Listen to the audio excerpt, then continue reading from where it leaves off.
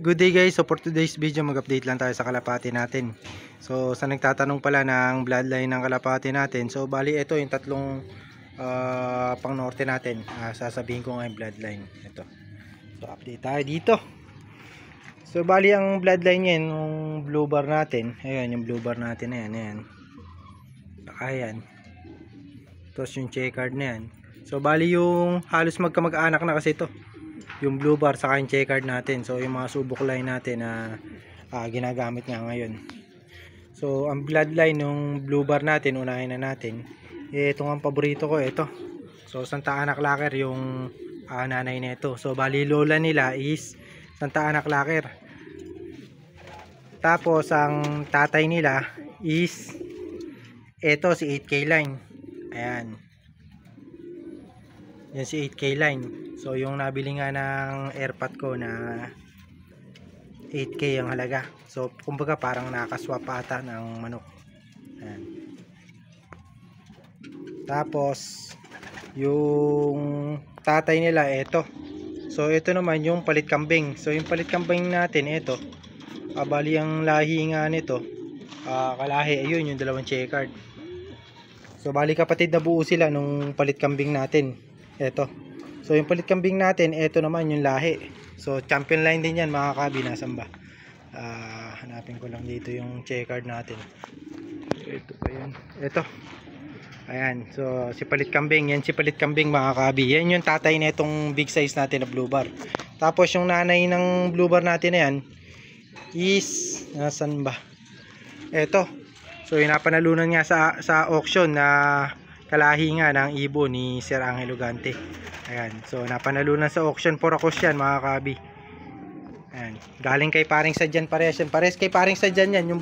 Yung palit kambing natin na yan. Saka yun. Pares kay paring Sadyan. Ayan. Kay Engineer Sadyan. Yung tropa natin. Ayan. So tayo gumamit muna kasi nga yung mga kalapati niya dinala muna rito. Ayan. So kasi hindi niya nga hindi niya maasikaso. So pati yung binigay natin na kalapate nandito rin. So kasi parang stop breeding muna siya. So medyo mainit diyan eh. Kaya lumilim tayo yan. So zoom ko na lang. So yun yung lahi. Tapos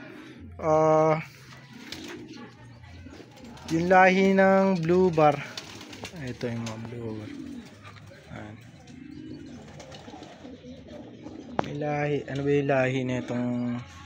Ayan yung blue bar natin, yun nga ang lahi. Ayan yung dalawa na yan. Tapos ang lahi ng checkered natin, nasabi ko na nga, bali kapatid na buo nga ng blue bar natin, yung big size natin yan. So sa atin yan, bali yan yung nakapatid nung purong anak nga purong kapatid ni Jefferson, yung nag overall champion natin at multiple pooling winner. Sa pooling pa lang marami na napanalunan. Tapos ito naman yung lahi nitong choco natin. Sa nagtatanong, ito.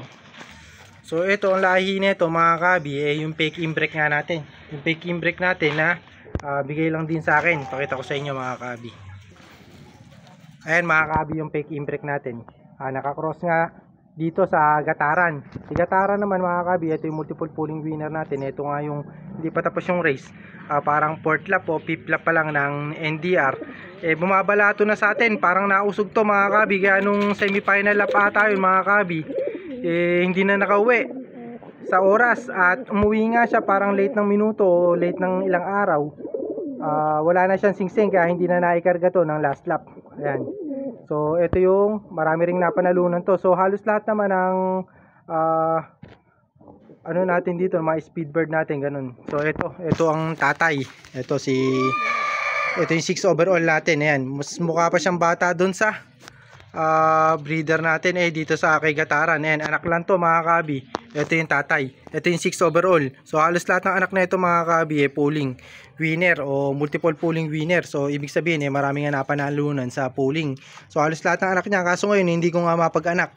At siguro baka nawala na ng similya sa katandaan. Medyo matanda na kasi ito mga kabi. Siguro nasa 10 years old na to o 12 years old ganun. So ito kasi si Tatang nasa 13 to 14 years old na to. Ayan, so halos magkakaidaran kasi sila mga kabi. Ito ang kaidaran niya ata yung anak ni Tatang. Ayan. Kaso siguro mas marami tong naging anak doon. Kaya ito halos ayaw na nga magsimilya.